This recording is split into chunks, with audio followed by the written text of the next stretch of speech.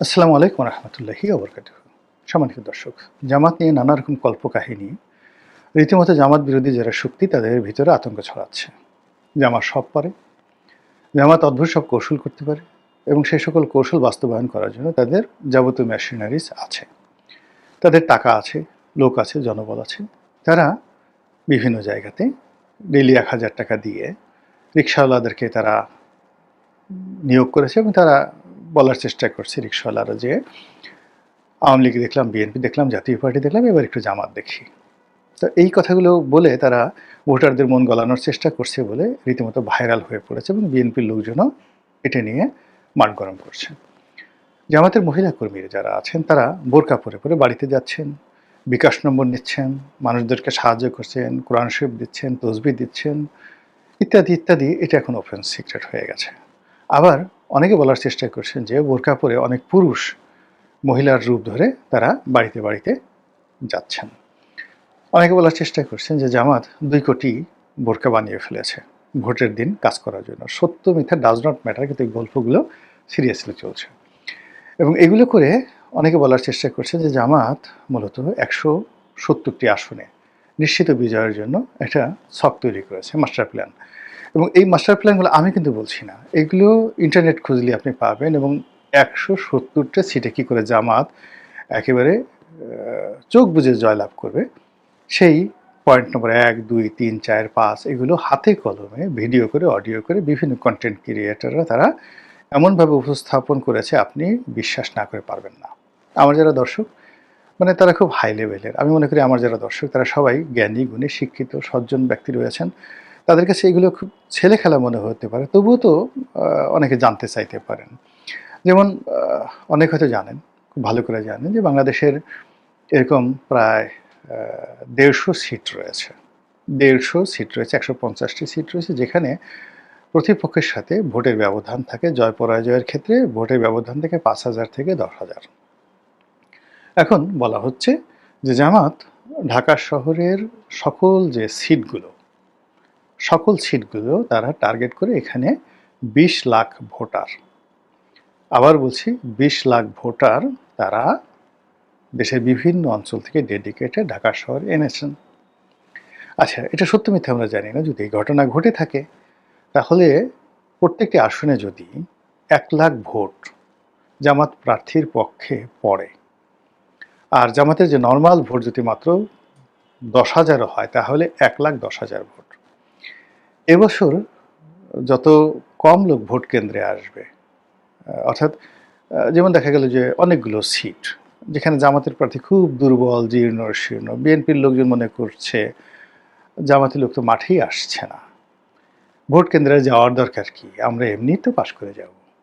অথবা অনেকে মনে করছে যে আচ্ছা ঠিক আছে, সকালবেলা আবার রাতে একটু ছিলছুল পিটাইয়ে দেবো আর কি।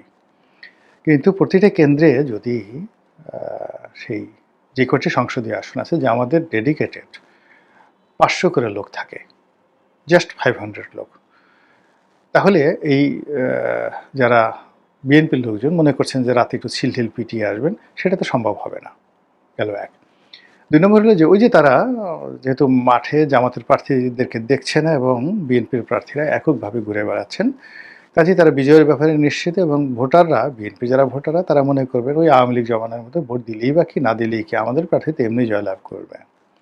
তো সেখানে তারা আসলেন 5%, 3%, 6%, আর বাকি জামাতের ১,০০,০০০ ভোটার সেখানে উপস্থিত হয়ে গেল। বলেন তো ফলাফলটা কী হবে? ফলাফলটা নিশ্চিতভাবে জামাত চলে আসবে। এইভাবে গ্রামে বাংলায়, মানে ঢাকা শহরে যেভাবে এই ২০ লাখ ভোটের কথা বলা হচ্ছে, আর প্রবাসী ভোট ১৫ লক্ষ প্রবাসী ভোট, এই প্রবাসী ভোটের উপর বলা হচ্ছে যে জামাত পুরোটাই নিয়ন্ত্রণ করে ফেলেছে। এই প্রবাসী ভোট কার কোন প্রার্থীর হিসেবে পড়বে ওটা জামাতই নির্ধারণ করে দিয়েছে বা দিবে। What ever maybe, does not matter. এখন ওখানে সেই ১৫ লাখ ভোট, এখানে গেল ২০ লাখ, ওখানে গেল ১৫ লাখ ভোট। সেটা কিভাবে হবে, কিভাবে ডিস্ট্রিবিউশন হবে, কোন কোন আসনে যদি ১০,০০০ করে আপনি ১৫ লাখ ভোট দিয়ে দেন তাহলে কয়জনের কপাল পড়বে? মানুষজন গল্প বানিয়ে ফেলেছে। এরপর আরও অনেক সুন্দর সুন্দর গল্প, যেমন ঢাকা বিশ্ববিদ্যালয়ে ডাকসু নির্বাচনে তারা জয়লাভ করলো, শিবির জয়লাভ করলো। সবার অভিযোগ ছিল, প্রধান অভিযোগ ছিল যে ব্যালট পেপার ঢাকা বিশ্ববিদ্যালয়ের ছাত্র সংসদ নির্বাচনের যে ব্যালট পেপার, এটি জামাত আগেই ডুপ্লিকেট কপি নীলক্ষেত থেকে তারা ছাপিয়ে রেখেছিল এবং সেখানে প্রার্থীর পক্ষে ভোট দিয়ে তারা আগেই ব্যালটে এটা সিল মেরে ব্যালট বাক্সে ভরে রেখেছিল বা ভরে দিয়েছে। ফলে নিরঙ্কুশভাবে, অপ্রত্যাশিতভাবে, অভাবনীয়ভাবে শিবিরের প্রার্থীরা ডাকসু নির্বাচনে জয়লাভ করেছে। একই কাণ্ড ঘটেছে জাহাঙ্গীরনগর বিশ্ববিদ্যালয়। এমন প্রচার প্রোপাগান্ডা চালাচ্ছে বিএনপির যারা লোকজন আছে, তো সেটারই ধারাবাহিকতায় এখন বলার চেষ্টা করছে যে এই যে ব্যালট পেপারগুলো, এই ব্যালট পেপারগুলো আলটিমেটলি জামাত যদি ছাপিয়ে ফেলে নীলক্ষেতের মতো করে, আমি মানে নিজের কোনো বক্তব্য না, কিন্তু আমি জাস্ট কার্যকরণ বলছি, যদি ছাপিয়ে ফেলে, তারপরে যদি তারা এগুলোতে দাঁড়িপাল্লাতে সিল মেরে থাকে, যদি জামাতের মহিলা যারা কর্মী আছে সারা বাংলাদেশে, ধরেন 50 লাখ লোক, 50 লাখ মহিলা তাদের রিক্রুট করা আছে, এত দরকার নেই। আপনি প্রতিটি ভোট কেন্দ্রে যদি এরকম ভাগ করে দেন, 50 লাখই ধরেন সারা বাংলাদেশে, এরকম 50 লাখ মহিলা যারা বোরকা পরে যাবেন, যাদের সকলের কাছে 5টা করে ভোট থাকবে, তাহলে 50 লাখ ইন্টু 5টি করে ব্যালট থাকবে এবং তাদেরকে ওইভাবে আপনি ঢালাওভাবে তাদেরকে যাকে বলা হয় তল্লাশি করবেন, সিল মারা ব্যালট পেপার উদ্ধার করবেন, ভোট কেন্দ্রে গিয়ে কাজগুলো করবেন, এগুলো আপনি করতে পারবেন না, প্রেক্ষাপটে তছনছ হয়ে যাবে সেখানে। তো এভাবে করলে যদি 50 লাখ ভোট ইন্টু 5 কত হলো? 2.5 কোটি ভোট। এখন 2.5 কোটি ভোট যদি কোনো প্রার্থীর পক্ষে পড়ে, সেখানে কী ধরনের একটা রেজাল্ট আসবে? এবং সেই রেজাল্ট অনুযায়ী যদি 170টি আসনে জামাত জয়লাভ করে, কেউ কেউ অবশ্য একটু কমায় দিচ্ছে, বলছে 162টি আসন তারা টার্গেট করে এভাবে আগাচ্ছে, হোয়াট এভার মেবি, তাহলে জামাত তো সরকার গঠন করে ফেলবে। এবং এই কথা বলে বিএনপির লোকদেরকে যেভাবে ভয় দেখানো হচ্ছে, আর এই কথা বলে জামাতকে যেভাবে একটা সেফ এক্সিট দেওয়া হচ্ছে, তার ফলাফলটা আসলে নির্বাচনের 12 তারিখে কি হবে বলা যাচ্ছে না। তবে ইতিমধ্যে একটা জিনিস লক্ষ্য করছেন আপনারা, এনসিপির যারা নেতৃবৃন্দ রয়েছেন, সেটা নাসিরুদ্দিন পাটোয়ারি, হাসনাত আবদুল্লাহ, তারপরে আসিফ মাহমুদ, সজীব ভুঁইয়া, যারা এনসিপির এই মুহূর্তে যারা আছেন, নাহিদ ইসলাম, তারা সবাই হঠাৎ করে নির্বাচনের শেষ সপ্তাহে এসে তারা অতিরিক্ত বা অতিমাত্রায় আত্মবিশ্বাসী হয়ে পড়েছে। ভেরি সিগনিফিক্যান্ট, অকল্পনীয়। এটা কেন হচ্ছে, কিভাবে হচ্ছে, এইগুলো একটা। 2 নম্বরে যেটা হচ্ছে সেটা হলো যে ডক্টর মোহাম্মদ ইউনূস, আমি হঠাৎ করে দেখলাম যে তথ্য প্রযুক্তি মন্ত্রণালয়ের একটি অনুষ্ঠানে তিনি গেলেন।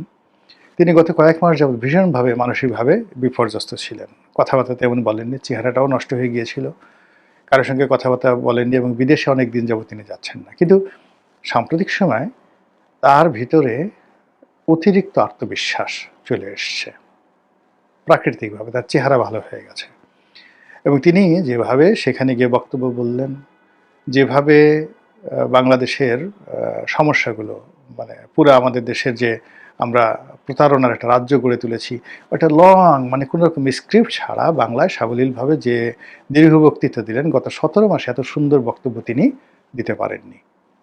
চমৎকারভাবে বক্তব্য দিয়েছেন। এরই মধ্যে প্রাথমিক শিক্ষকদের নিয়োগ, এরই মধ্যে চীনের সঙ্গে একটি ড্রোন কারখানা, সামরিক ড্রোন কারখানা স্থাপন করার জন্য চট্টগ্রামে একটি ইপিজেড স্থাপন করা, এরপরে চীনের অর্থায়নে উত্তরবঙ্গে একটি বিশাল হাসপাতাল স্থাপন করা, যা কিনা ভারত মনে করছে এখানে এই হাসপাতালের আড়ালে চীন মূলত এখানে তাদের সামরিক যন্ত্রপাতি স্থাপন করবে এবং এই সকল সামরিক যন্ত্রপাতি দিয়ে ইজিলি সেই শিলিগুড়ি করিডর থেকে শুরু করে সেই উত্তরবঙ্গ রিলেটেড ভারতের যে সকল রাজ্য রয়েছে, সব রাজ্যের উপর চীন নজরদারি করতে পারবে।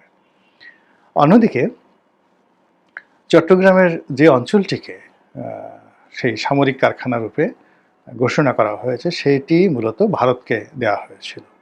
ভারতকে সেখান থেকে বাদ দিয়ে চীনকে সেটা দেওয়া হলো। এই সময়টিতে হঠাৎ করে এসে উনি যে ঘুরে দাঁড়ালেন একেবারে নির্বাচনের আজকের আমি ভিডিওটি যখন করছি তখন ২৯ তারিখ, জানুয়ারি মাসের ২৯ তারিখ। এই সময়টিতে এসে যেভাবে সরকার ঘুরে দাঁড়িয়েছে, যেভাবে জামাতের আসন নিয়ে কথাবার্তা বলা হচ্ছে এবং এর বিপরীতে বিএনপির যে নড়াচড়া এটা কমে যাচ্ছে। বিএনপির নেতা সম্পর্কে নানা রকম নেতিবাচক ছোটোখাটো যে ঘটনা, সেই ঘটনাগুলোকে পাহাড়ের মতো বড় করে যেভাবে প্রচার করা হচ্ছে। তিনি তার ছাত্রদলের সভাপতি, তার দলের মানে বিএনপির অঙ্গ সংগঠন ছাত্রদলের সভাপতি রাকিবকে তিনি কেন তার পায়ের কাছে বসতে দেননি বা মঞ্চ থেকে সামনে নামে পা ঝুলিয়ে বসতে বলেছেন, এটা নিয়ে তর্ক বিতর্ক হচ্ছে।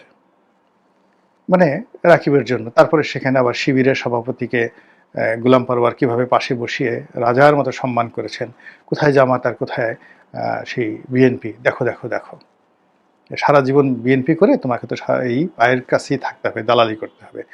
এই জিনিসগুলো করে মূলত জামাতকে একটা করিডর করে দেওয়ার চেষ্টা করা হচ্ছে। আর অন্যদিকে ডক্টর মোহাম্মদ ইউনূসের রাইট হ্যান্ড, তার সকল কর্মের প্রেরণাদাতা মাস্টারমাইন্ড ডক্টর আলী রিয়াজ, তিনি সাম্প্রতিক সময় যে বক্তব্যটি দিয়েছেন, সেই বক্তব্যটি হলো যে সামনে যে নির্বাচন হচ্ছে সেই নির্বাচনের দ্বারা যে সংসদ সদস্য নির্বাচিত হবেন তারা ৬ মাস মূলত এমপি হিসেবে নন, মানে কনস্টিটিউশনাল অ্যাসেম্বলি যেটা হবে সেই অ্যাসেম্বলির সদস্যরূপে তারা জুলাই সনদ অনুমোদন করবেন, সংবিধান সংশোধন করবেন, তারপরে তাদের যে কাজগুলো সেগুলো তারা করবেন।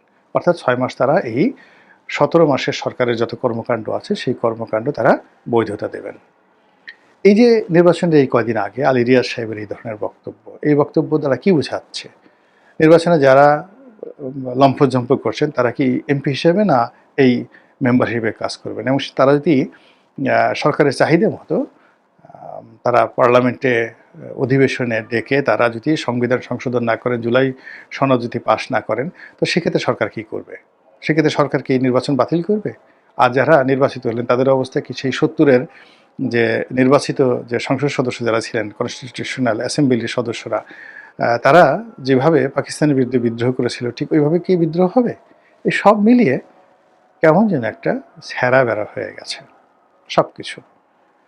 আশা করব, আলো দেখব, ভালো চিন্তা করব, গণতন্ত্রের পথে হাঁটব, এই যে সম্ভাবনাগুলো আছে সেই সম্ভাবনাগুলোর প্রায় সব ক্ষেত্রে একটা করে বড় বড় ডট, বড় বড় প্রশ্নবোধক চিহ্ন পড়ে গেছে। মহান আল্লাহ আমাদের সবাইকে হেদায়েত দান করুন এবং হেফাজত করুন। আসসালামু আলাইকুম ওয়া রাহমাতুল্লাহি ওয়া বারাকাতুহু।